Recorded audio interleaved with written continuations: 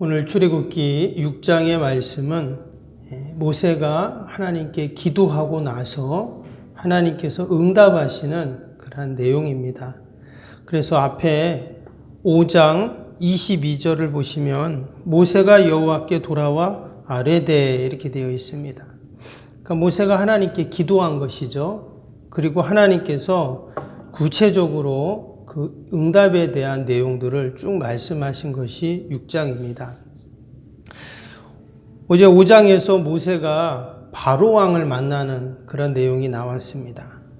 당시 대제국의 황제였고 또 신적인 권위를 가졌던 그 바로 왕을 모세가 만나게 됩니다. 사실 모세는 애굽에 있는 그 일개 노예들의 대표였죠. 그런 모세가 바로왕을 만난다. 사실 그 자체가 기적과 같습니다. 그런데 하나님이 그에게 담대함을 주시고 또 용기를 주셔서 바로왕을 만납니다. 그래서 뭐라고 말했습니까? 하나님께서 이 백성들을 데리고 광야로 가서 또 예배를 드리게 그들을 풀어줘라. 이런 얘기를 하게 됩니다. 그래서 모세가 바로를 만나서 처음 한 말이 뭐였냐면 하나님의 이름을 선포했습니다. 또한 하나님의 말씀을 이야기했죠. 사실 지금 애굽에 있는 이스라엘 백성들에게 가장 절실히 필요한 것은 정치적인 독립 또는 노예들의 인권 또는 먹을 것 이런 삶의 질을 위한 것입니다. 그런데 지금 모세는 그런 얘기를 한 것이 아니었어요. 정치적인 요구를 한 것도 아니고 우리를 예배를 드릴 수 있도록 우리를 풀어줘라 이런 얘기를 한 것이죠. 그래서 우리가 자유도 중요하고 독립도 중요하고 또 먹을 것도 중요하고 다 중요하지만 우리 하나님의 백성들에게 가장 중요한 것은 여러분 예배인 줄로 믿습니다. 예배를 드릴 수 있도록 우리를 보내줘라. 그런 요구를 하고 있어요. 그러면 결국 참된 예배가 우리에게 참 자유도 주고 독립도 주고 또한 먹을 것도 주는 여러분 그런 은혜가 분명히 있는 줄로 믿습니다.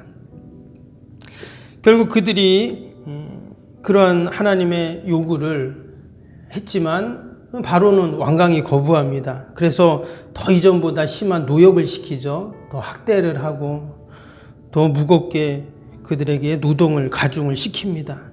그래서 뒤에 보면 그 감독자들에게 칼을 줘서 그들을 위협하고 그들을 죽이는 이런 일들이 또 이제 일어나게 되죠. 그때 모세가 그 백성들이 계속 또 원망을 하고 그런 상황들을 보면서 모세가 하나님께 기도를 하게 됩니다. 그래서 오늘 그 앞에 보면 22절에 5장 22절에 하나님께 와서 아뢰되 이 말을 하나님께 기도했다 이 말이죠. 그래서 하나님이 그 기도를 들으시고 응답하시는 내용이 오늘 이제 6장의 내용입니다. 그러면 하나님께서는 모세의 기도를 들으시고 어떻게 응답하셨는가?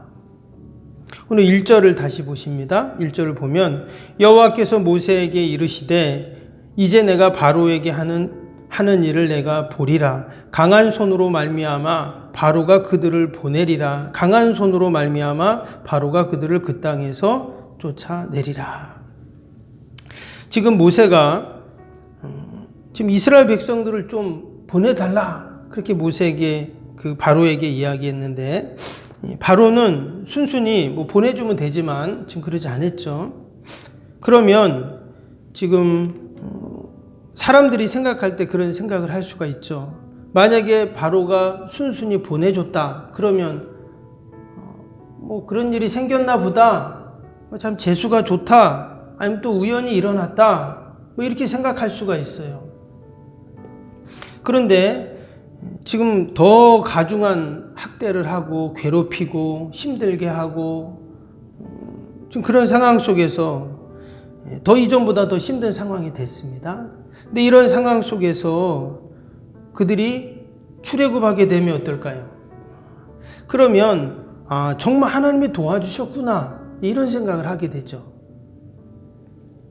그래서 오늘 1절에 하나님이 강한 손으로 말미암아 그들을 보내겠다 이런 말씀을 했어요. 강한 손으로, 하나님의 강한 능력으로.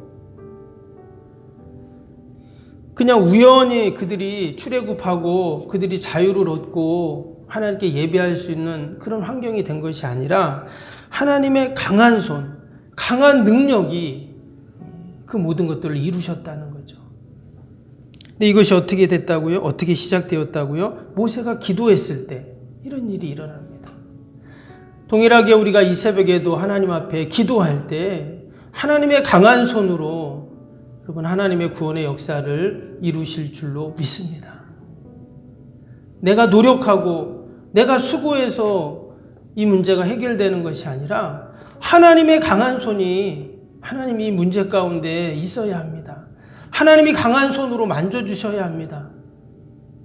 할렐루야. 그러면 반드시 하나님의 그런 구원의 역사를 우리가 경험할 줄로 믿습니다.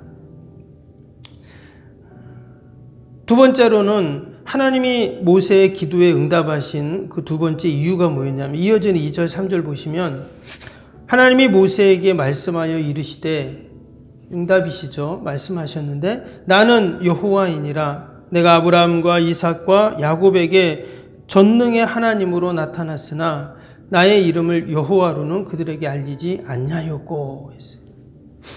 여기 하나님께서 모세에게 나는 아브라함과 이삭과 야곱에게 나타난 전능한 하나님이다 했습니다. 지난번에도 말씀드렸지만 우리가 출애굽기를 읽다 보면 이 표현이 자주 나온다 했죠.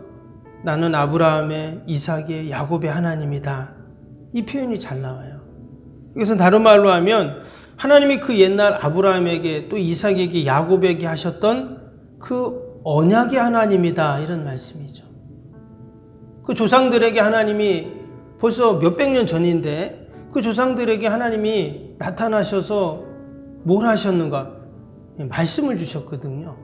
그런데 그 말씀이 그냥 그들에게 했던 말로 끝나는 것이 아니라 계속 아브라함을 통해 이삭을 통해 야곱을 통해 요셉을 통해 몇백 년이 지난 지금 또 모세를 통해서 계속 하나님이 이루어 가신다는 거예요. 그래서 우리가 기도할 때 여러분 하나님의 언약이 성취되는 줄로 믿습니다. 왜? 기도하니까 하나님이 응답을 주세요. 기도하니까 또 하나님 말씀하세요.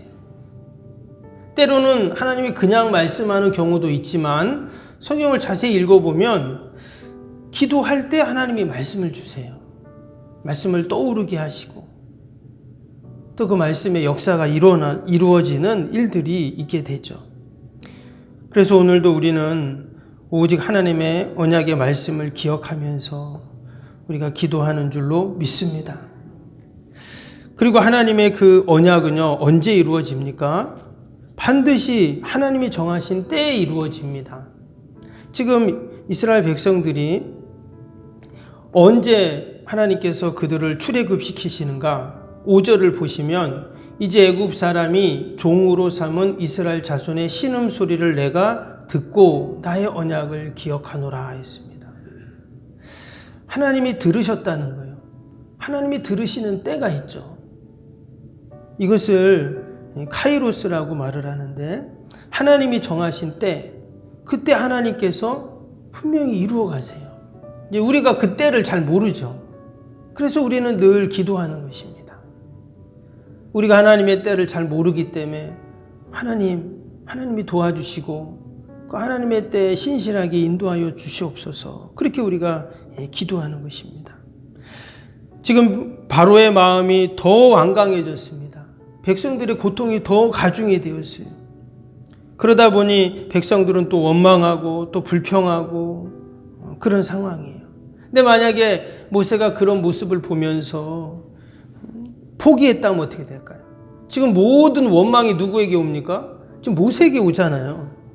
그냥 도리어 가만히 있으면 되는데 왜 바로를 만나서 뭐 이런 얘기 저런 얘기 하는 바람에 우리가 더 이렇게 학대를 받고 고통을 당하게 했냐 하면서 모세를 다 원망하거든요. 지금 이거 어떻게 할 거냐. 그때 모세가 끝까지 하나님께 기도하는 것이죠. 끝까지 약속의 말씀을 붙잡고 나아갑니다. 그때 이제 하나님의 때가 이루어집니다. 그리고 우리가 때로 기도하다가 포기하는 게 있어요. 에이, 모르겠다. 이거 안 되겠지. 그런 게 있잖아요. 근데 하나님의 때는 우리가 포기하지 않고 끝까지 기도할 때 여러분 그 하나님의 때가 있는 줄로 믿습니다. 지금 모세가 그래요. 그가 지금 모세가 포기했다 이런 말씀이 없잖아요. 하나님 지금 백성들이 이렇게 원망하고 이렇게 고통당하고 힘든데 하나님 어떻게 해야 됩니까? 이렇게 하나님 앞에 기도하는 것이죠. 귀한 새벽에도 하나님 앞에 우리가 약속의 말씀 꼭 붙잡고 끝까지 기도할 수 있기를 바랍니다. 하나님 반드시 이루어 주십니다. 그리고 또 하나님께서는 그 하나님의 절대 주권을 하나님은 반드시 나타내십니다. 오늘 7절을 볼까요? 7절에 너희를 내 백성으로 삼고 나는 너희의 하나님이 되리니 나는 애굽 사람의 무거운 짐 밑에서 너희를 빼낸 너희의 하나님 여호와인 줄 너희가 알지라. 하나님께서 너희는 내 백성이 되고 나는 너희의 하나님이 되리라 이렇게 지금 말씀하십니다.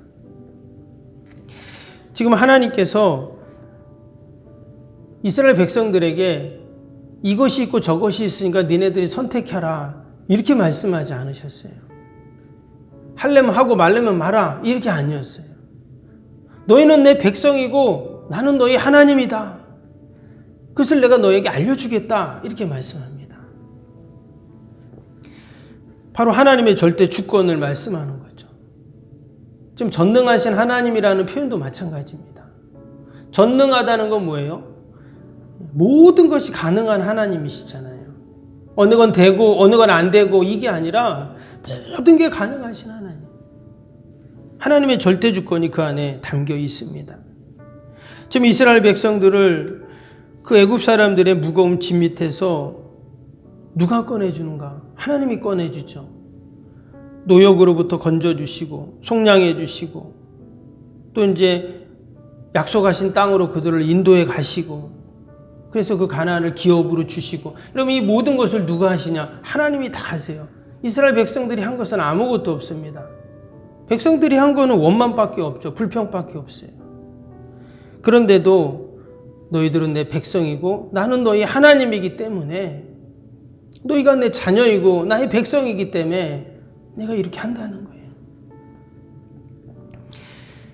오늘도 우리의 삶 가운데 행하시고 또 우리를 도와주시고 또 우리를 하나님의 선한 인도하심으로 우리를 보살펴 주시는 하나님께서 하나님의 그 절대 주권 속에 우리를 구원하시는 줄로 믿습니다. 신실하신 약속의 말씀을 붙잡고 믿음으로 기도하는 저와 여러분이 되기를 주님의 이름으로 축복합니다. 기도하겠습니다. 사랑과 은혜가 충만하신